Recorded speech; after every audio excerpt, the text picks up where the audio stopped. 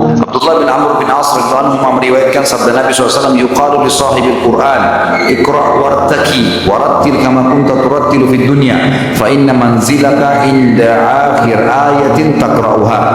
Dikatakan kepada para pembaca Al-Quran, ini belum bicara masalah penghafal ya, ini hanya pembacanya saja, rutin setiap hari baca. Yang pernah saya bilang, coba praktekin satu hari 10 ayat minimal, gitu kan? Baca ayat tersebut.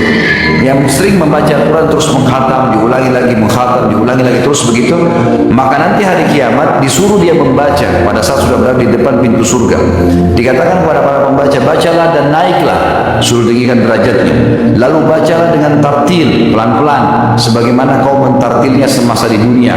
Sesungguhnya kedudukanmu terletak pada akhir ayat yang kamu baca. Kata ulama hadis, ini berhubungan dengan hadis yang lain. Nanti ada riwayat juga menjelaskan kalau dia sudah sampai pada derajat surga Firdaus, dia terus ngaji nih, satu ayat mengangkat derajat sampai dia tiba di surga tertinggi, diangkat terus sama Allah dengan tartil ayat yang dia bacakan. Begitu tiba di surga Firdaus yang paling tinggi, baru dikatakan, berhentilah, ini kedudukan kamu di akhir ayat yang kamu baca. Itu maksudnya. Jadi seringlah membaca teman-teman sekalian, baca Al-Quran, jangan biarkan waktu kosong. Bahkan saya pernah praktekkan dan berhasil. Lagi di lampu merah bisa baca Quran, naik motor bisa naik motor. Saya berapa kali naik motor, selalu kalau pagi talim naik motor, bisa buka program HP, lagi di lampu merah buka, baca Al-Quran. Coba bayangkan kalau 5 lampu merah, satu lampu merah bisa baca 5 ayat. Berapa ayat yang baca? 25 ayat. Kalau 7 lampu merah, kalau 10 lampu merah, setiap mampir ya, itu maka bisa. Daripada kita duduk lihat helmnya orang warna apa, mobil warna apa, lihat bajunya, ada manfaatnya. Baca Quran akhi ya. Baca Quran, baca sesuatu yang bermanfaat. Dikatakan dalam riwayat yang lain, hadis diriwayatkan oleh Al-Haythami dalam Majma', dalam Tabarani juga dalam Al-Kabir dan Awsat, dan diriwayatkan hadis ini juga oleh Ahmad bin Hanbal, Yahya bin Ma'in, An-Nasai, semuanya mengatakan hadis ini hasan. Bahwasanya Fadl bin Ubaid dan Tamim ad-Dari radhiyallahu anhu meriwayatkan dari Nabi SAW, barang siapa membaca 10 ayat dalam semalam Al-Quran, 10 ayat dalam semalam, maka dicatat untuknya 1 kintar. 1 kintar itu nilainya lebih baik daripada dunia dan seluruh isinya. Dikasih padanya 1 kintar. 1 kintar ini nanti di akhirat dia dapat.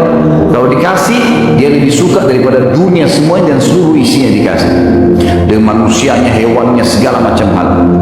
Pada hari kiamat, Rabbmu berfirman, bacalah dan naiklah pada tiap-tiap ayat. Jadi di sini makanya riwayat ini menguatkan riwayat tadi. Kalau sebenarnya bukan para penghafid, bukan hafid Quran, hafid Quran punya derajat lain lagi, derajat yang sangat luar biasa. Yang suka baca Quran aja nih. Lalu dikatakan setelah dikasih 1 kintar hadiah untuk dia, lalu kemudian disuruh baca ayat-ayat yang biasa dibaca 10 ayat per hari itu. Dikatakan baca dan naiklah, pada tiap-tiap ayat naik 1 derajat hingga berakhir pada akhir ayat yang dibacanya. Allah berfirman pada hamba tersebut, peganglah, bertahanlah.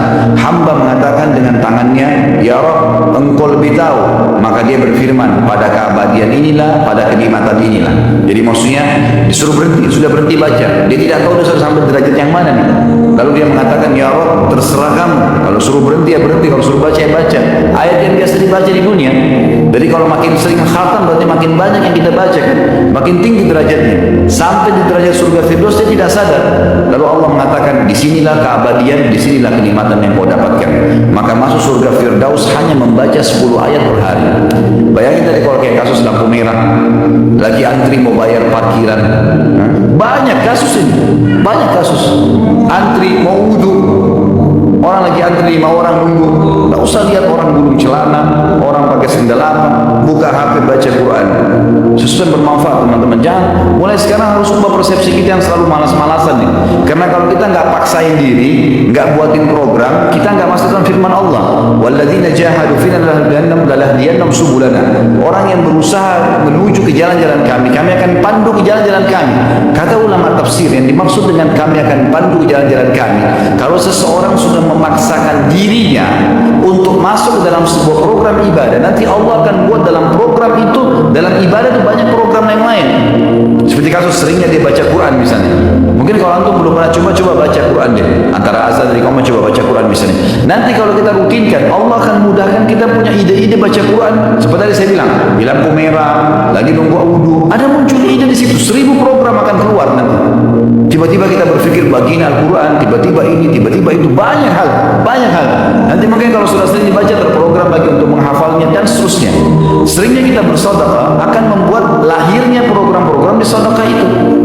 Tanpa kita, mungkin orang lain tidak pernah terfikir, kita pun tidak terfikir, tapi akan muncul ide di situ. Sama dengan puasa, sama dengan zakat, sama dengan segala hal.